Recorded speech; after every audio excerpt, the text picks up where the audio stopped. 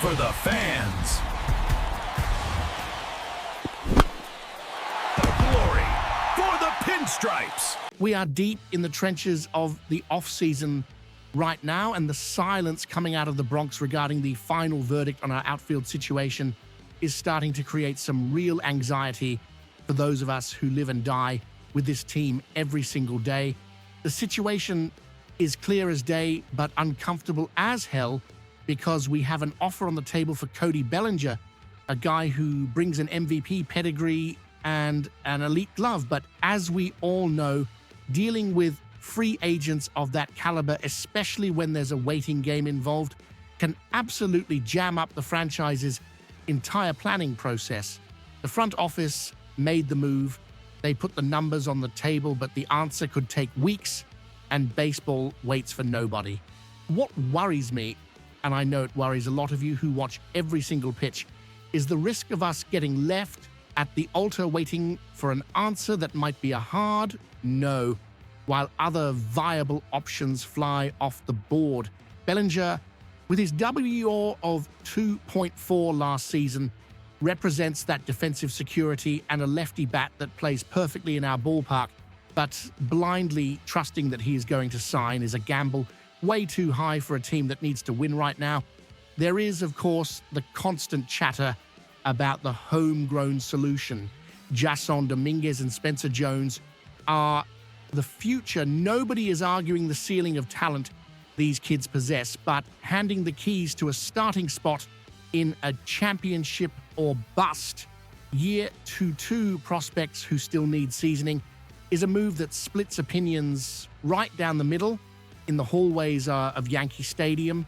Dominguez is coming off an injury. Jones has issues with contact and strikeouts, and the pressure cooker of New York City is not the best place to learn through failure.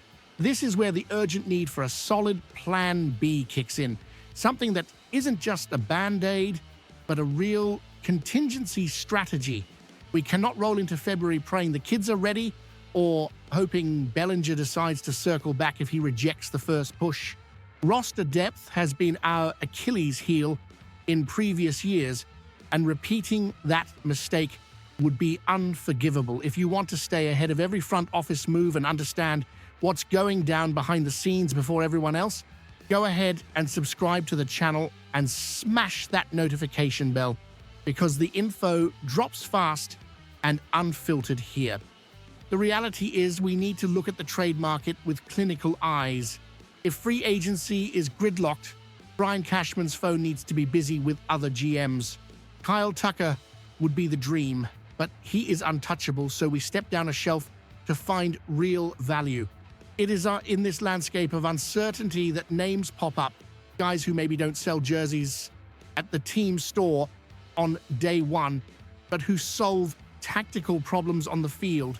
We are talking about seeking consistency and elite defense, something that complements Aaron Judge and Juan Soto, assuming he stays, without demanding the new addition carries the whole load alone. The front office needs to decide if they are going to double down on youth or if they are going to chase a veteran who brings immediate stability. And this decision is going to define the look of our lineup for the 2026 season. Getting into the specific analysis of what is being floated as the most concrete alternative if the main plan falls apart, we have an intriguing proposal involving the Houston Astros. Steven Perello over at Fansided tossed up the idea of a trade for Jake Meyers. And before you turn your nose up at dealing with a direct rival, let's look at the cold, hard facts and what this would bring to our roster. Jake Meyers isn't a name that shines in neon lights, but he is exactly the type of blue-collar piece that championship teams usually have. He is an elite defender in center field, which would allow us to move Judge to the corner with more peace of mind, saving our captain's legs. But what catches the eye are the peripheral numbers from the 2025 season. He posted a slash line of 292 batting average, 354 on base percentage, and 373 slugging. Those aren't numbers of a 40 home run hitter. But look at the discipline at the plate. He had a strikeout rate of just 17.6%. This is crucial. In a lineup that already has a ton of power, but sometimes suffers from the breeze of strikeouts in big spots, having a guy who puts the ball in play is fundamental. His contact rate in the strike zone was 90.1%, the best of his career. That means he doesn't waste opportunities. Pirello describes this as a light version of Cody Bellinger, and the comparison makes sense if we think about the defensive utility and the ability to contribute without being the protagonist.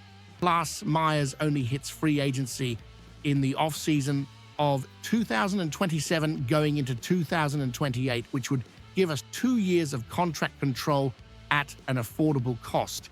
That is smart payroll management, allowing us to spend heavy in other areas like the bullpen or the starting rotation. Now, the price tag, Houston isn't going to hand over a starter for free, especially not to us. Their minor league system is, let's be honest, in shambles.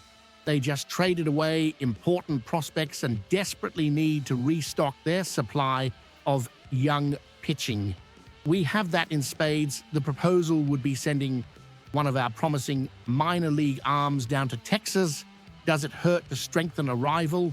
Yeah, it stings, but if this fills a vital hole in our starting lineup today, it is a price you pay. We are talking about trading future potential for present production. Meyers would bring a necessary balance, being a righty, and would keep us from having to expose Dominguez or Jones before they are ripe. At the end of the day, this move depends on how the front office assesses risk. Is it worth giving up a promising pitcher for a solid but not spectacular outfielder like Meyers?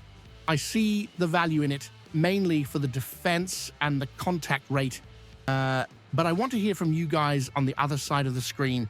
Would you accept dealing with the Astros to bring in Jake Meyers as plan B, or do you prefer to risk it all on the farm kids if Bellinger doesn't come? Drop your honest opinion in the comments, because this debate is far from over. And don't forget to stick with the channel, because as soon as this soap opera has a new chapter, I'll be here to break it all down with you. Let's get it.